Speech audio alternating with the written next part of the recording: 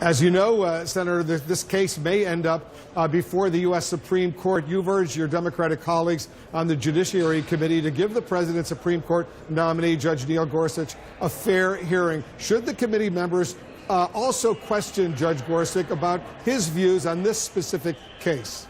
Sure. This is what the process, I understand it's going to be sometime in March when his hearing comes up. We all have a chance to sit down. Neil, I had a chance to sit down with Judge Gorsuch just last week when he was up on the Hill. But I did the same thing with Merrick Garland.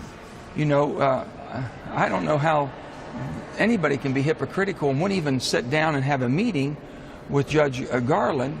And now if the Democrats, my colleagues, are going to do the same, then two wrongs don't make a right. So sit down and talk to the gentleman, find out, ask the questions. You can ask anything you want. They're very informal. They come to your office. There's nobody there but just you and Judge Gorsuch. Ask him these questions. See what type of an answer. See if you're comfortable with the response. We want to make sure, first of all, if you love this country and the democracy we have and the three branches of equal government, the judiciary cannot operate with 8 members of the Supreme Court. It's as simple as that. So we're going to have to find somebody that we agree on. And I do support the 60-vote rule because I think it should be. Most should be a bipartisan effort. This is a critically important decision because it's not just for 4 years or 8 years. A Supreme Court justice has a lifetime appointment. The Republicans argue that Merrick Garland, he was nominated in the final year, an election year of the Obama presidency. This is the first year of a new presidency, and so you can't be mixing apples and oranges. Do they have a point?